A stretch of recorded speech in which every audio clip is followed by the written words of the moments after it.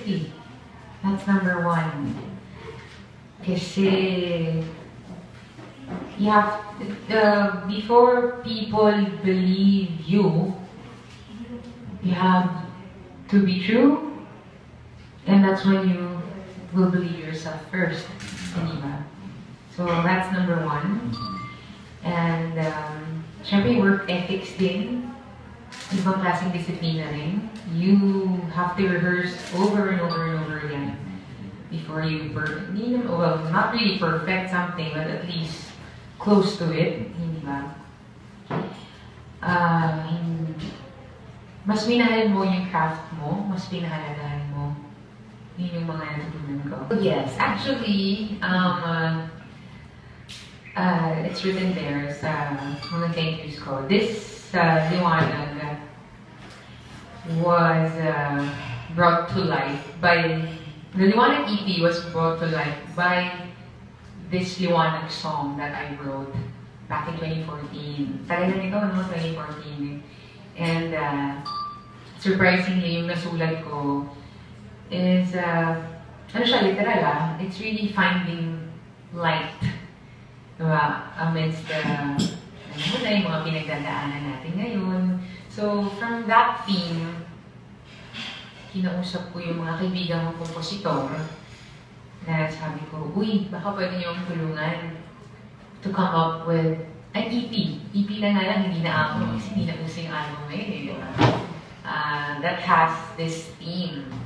You know, finding light, spreading love and goodness. So, pag narinig niyo itong EP na to, as in good vibes lang talaga. Positivity in each song has its own message. And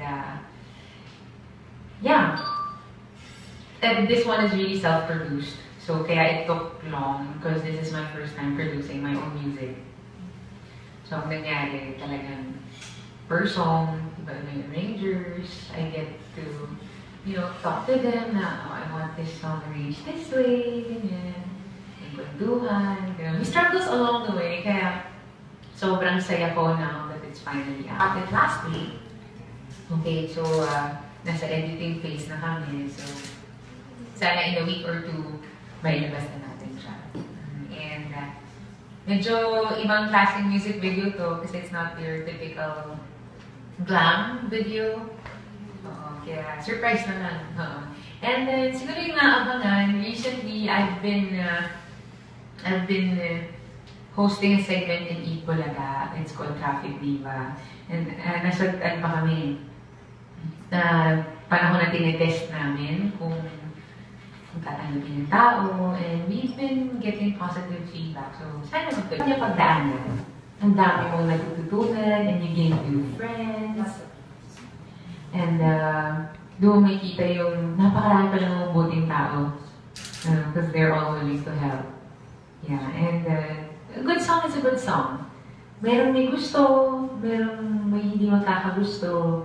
Pero kasi niniwala ko dun sa mensahe na once they hear it, I know somehow may maiiwan, diba, na mensahe to the listeners. Yeah, definitely. We'll have mall shops also. Oo. Kasi though